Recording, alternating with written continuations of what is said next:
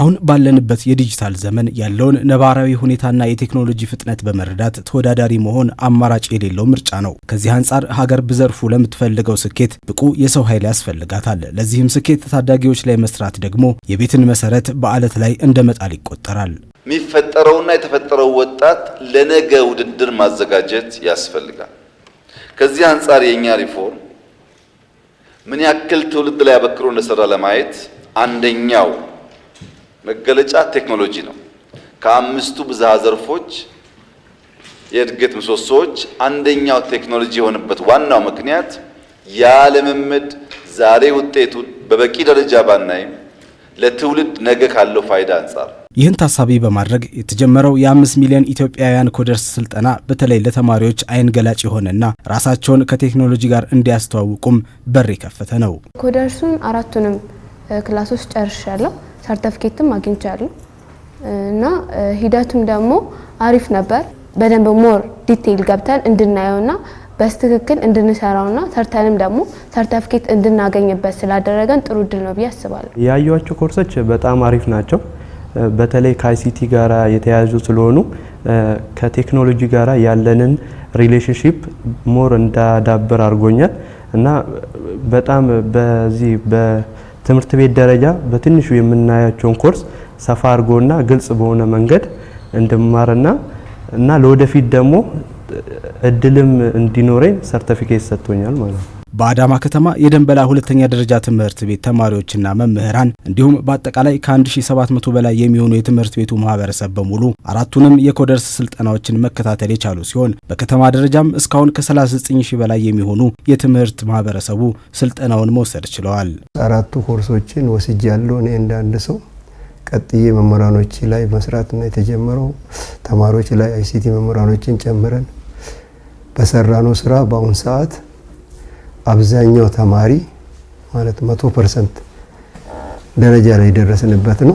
ባለፈው አራት ኮርስ የጨረሱትን ልጆች 19000 ተማሪዎች እና 19000 ተማሪዎችን አስመርቀናል። አሁን ደግሞ በዚህ ሰዓት ማለት ነው ባለኝ መረጃ መሰረት 39000 የሚሆኑ መምህራንና ተማሪዎች አንድ ላይ በአዳማ ከተማ ትምህርት ቤቶች ጽህፈት ቤት ስር አስተምረን ጨርሰናል ማለት ነው። ይህ በመላው ኢትዮጵያ ሰፊ ተሳትፎ እየተደረገበት የሚገኘው ኢኒሺዬቲቭ እስካሁን ከ3 ሚሊዮን በላይ ሰዎች የሰለጠኑበት ሲሆን ይህም እንደ ሀገር በመጪው የዓለም ውድድር ላይ ንቁ ተሳታፊ ለመሆን የሚያስችል ነው። 5 ሚሊዮን ኮደርስ የሚለው ኢኒሺዬቲቭ አሁን 3 ሚሊዮን ገደማ ደርሷል። እንዴት ነው የተከበረ ምክር ቤት የሚያየው? 3 ሚሊዮን ኮደርስ ኢትዮጵያ ኢኒሺዬቲቭ ጀምራ ማዘጋጀቷ የብዙ የአፍሪካ ሀገር ፖፑሌሽን ማለት ነው። በዚህ ዓመት ምናልባት በሚቀጥለው ዓመት 5 ሚሊዮን ከደረስን በጣም ትልቅ ፖፑሌሽን ቴክኖሎጂ የሚጠቀም የተወሰነ አፕሊኬሽን የሚሰራ ፈጠርን ማለት ነው። ስኪልና እንደዚህ ያሉ ኢኒሺዬቲቮች ትውልድ ላይ በቅጡ ከተሰሩ ነገ ባለው ውድድር ውስጥ ኢትዮጵያ ተገቢ ቦታዋን ትይዛለች ተብሎ ይታሰባል።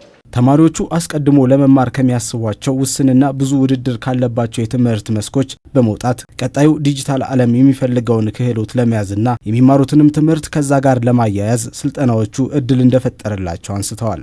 ዶክተር አብይም እንዳለው በ2030 ዲጂታል ኢትዮጵያ እንፈጥራለን ይላለው እሱ ትልቅ ነገር ነው።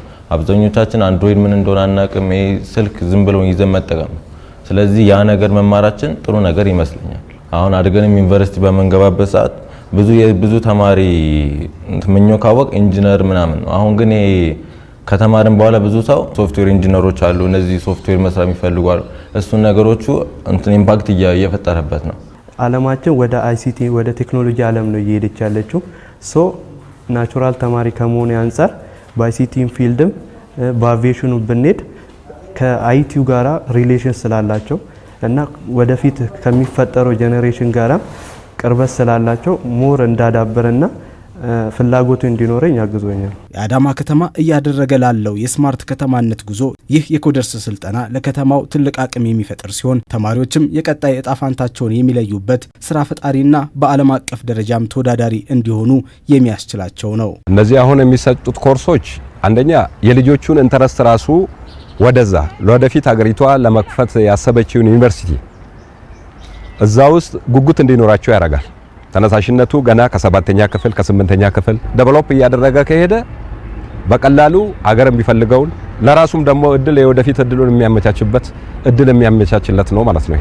እንደ አገር ብቻ የሚታይ ሰውን እንደ አፍሪካዊ እንደ ዓለማዊ ተማሪዎቻችን ነገ ተወዳዳሪ ሆኖ የሥራ እድል መፍጠር አልፎ የትኛውን ቦታ የመቀጠል እድል ያገኛሉ። ይሄ ደግሞ ስራ አጥነትን እንቀንሳለን ማለት ነው።